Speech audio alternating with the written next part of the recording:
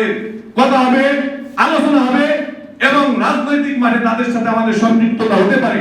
আর যদি আমাদের মতের সাথে কারো না মিলে আমরা একাই বাংলাদেশের নেতৃত্ব দিতে হবে সাংগঠনিকভাবে।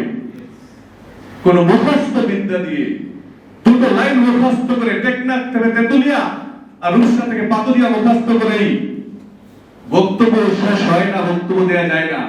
দল কিন্তু হয়ে গেছে বাংলাদেশে একটি দল। কি হলো দল? দলের নাম কি? Bangladesh Democratic People's Party. কর্মী হন, নেতা হন, সকলেই আমরা নেতা, সকলেই আমরা কর্মী। অতএব সকলে তাদেরকে কাজ করবো। বিসমিল্লাহির রহমানির রহিম। এই শব্দের অর্থ তো আমরা সবাই জানি। আবার শেষ করেছেন আল্লাহ আমাদের সহায় হন। আমাদের শুরুটা হয়েছে আল্লাহর নাম নিয়ে, আল্লাহকে সুবর্ণ করে, এবং আল্লাহ আমাদের এই দোয়া করে শেষ করেছেন। আবার শেষে বলেছেন জয় বাংলা জয় জনতা।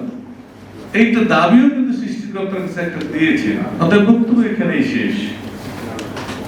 যেহেতু একটা ব্যানার এখানে আছে, দু একটা কথা বলেই শেষ করি। আত্মপ্রকাশ অনুষ্ঠান আজকে বাংলাদেশ ডেমোক্রেটিক পিপলস পার্টি।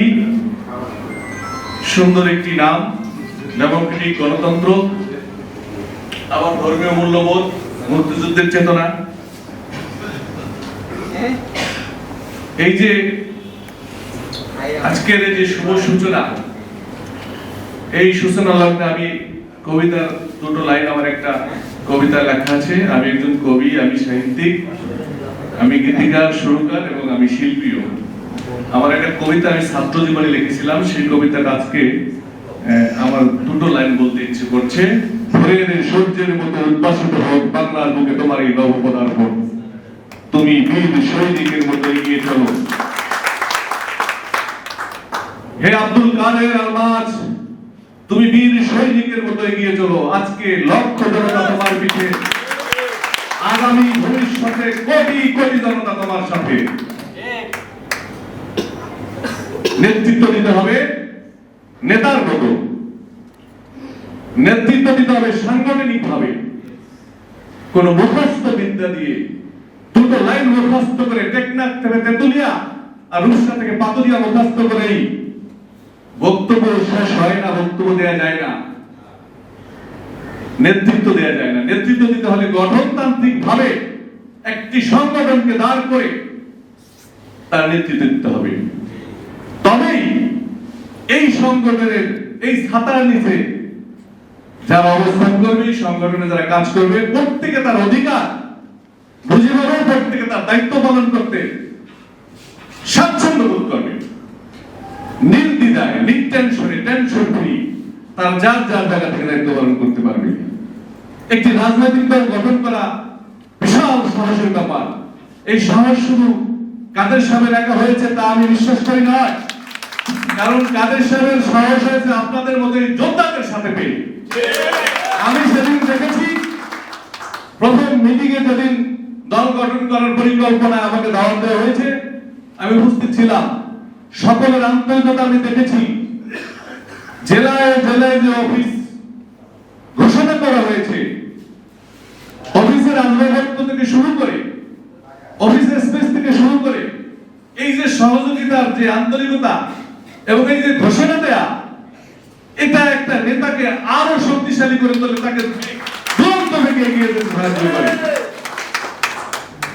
যদি একটি নৌকার মাঝে শুধু হালটা ধরে রাখে, তো নৌকাটাকে তো টেনে নিয়ে যেতে হয় মাল্লারে, তাই মাল্লারাই তো সামনে বসে আছে। কাদের সাহেব আজকে সভাপতি হিসাবে হয়তো হাল ধরে রাখবে। আমার যতটুকু অভিজ্ঞতা, আমি তার সাথে যতটুকু কাজ করেছি সেখানে খুব ভালোই পেয়েছি, এবং উনি সাংগঠনিক ধারাবাহিকতা বজায় রেখেই সংগঠন করার ইচ্ছা ওনার আছে, আমি সেটা দেখেছি। আর সেটা যদি আমি না দেখতাম তাহলে আমাকে 1 লক্ষ টাকা দিয়েও আজকে এই মঞ্চে আনতে পারতো না।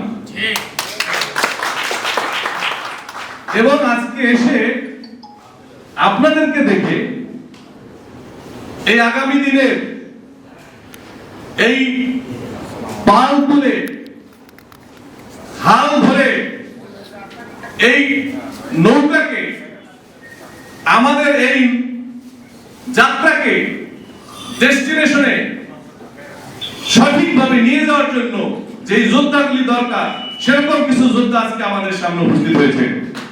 সেই জন্য আমাদের কথা বলতে ভালো লাগছে, আমাদের অনুষ্ঠান উপভোগ করতে ভালো লাগছে। এই যে আজকে পাল তুলে দিলেন আপনারা, দলের নাম ঘোষণা হয়ে গেছে, দল কিন্তু হয়ে গেছে বাংলাদেশে একটি দল।